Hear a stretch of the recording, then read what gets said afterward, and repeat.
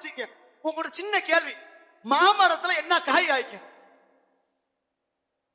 என்னடா கேள்வி கேட்கிறேன்? மாமரத்துல மாங்காய் தான் காய்க்கும். இது மாங்காய் காய் தான்றதுக்கு எப்படி அடையாளம் இருக்கு? உனக்கெல்லாம் மரியாதை கிடையாது.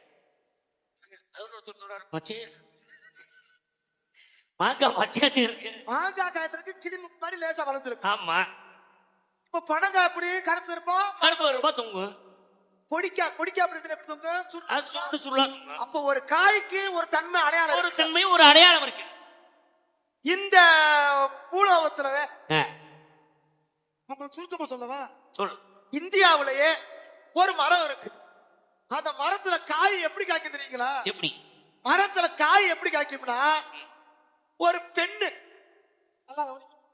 ஒரு வயசு பெண்ணு உடம்புல ஒட்டு துணி கூட இல்லாம நிர்வாணமா, அதாவது அம்மனமா இருந்தால் எப்படி இருப்பாளோ அதே போல உருவத்துல ஒரு காய் காய்க்கும்.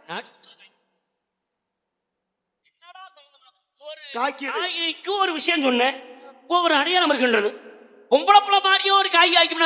பொம்பளை புள்ள நிர்வாணமா முண்ட மாதிரி எப்படி இருக்குமா அப்படி அந்த மரத்துல காய் இன்னைக்கும் காய்க்குது. மரத்தோட பேர்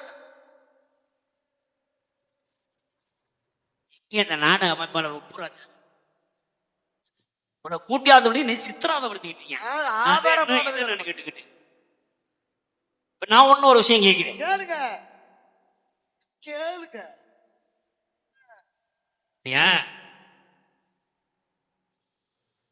உயர்வான விரைவான ரசமான ஊர்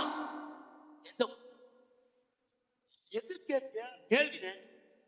அப்ப நான் அந்த கேள்வியை கேட்க இந்த கேள்வி யோசிக்கிறதுக்கு நீ கேட்ட ஒரு பொம்பளை புள்ள பிறந்த மேனியோட இருந்தா எப்படி இருக்குமோ அந்த மாதிரி தோற்றத்திலேயே ஒரு மரத்துல காய் ஆக்கிது. அது எந்த மரம் காய்க்கு எங்க இருக்கு அப்படி கேட்டீங்க.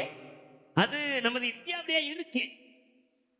எங்க அப்படின்னா வட மாநிலத்துல ஜம்மு காஷ்மீர் இருக்கு பாத்தீங்களா? ஆமா. அந்த மாதிரி பகுதியில தான் அந்த மரங்கள் இருக்கு. அந்த மரத்துக்கு பேர் என்ன அப்படின்னா நரிலதா. நரிலதான்னு அந்த மரத்தோட பேர். அந்த மரத்துலதான் நீ சொல்ற மாதிரி அவனை கட்டையா பொம்பளை புள்ள எப்படி இருக்குமோ அந்த மாதிரி காய் காய்க்கு.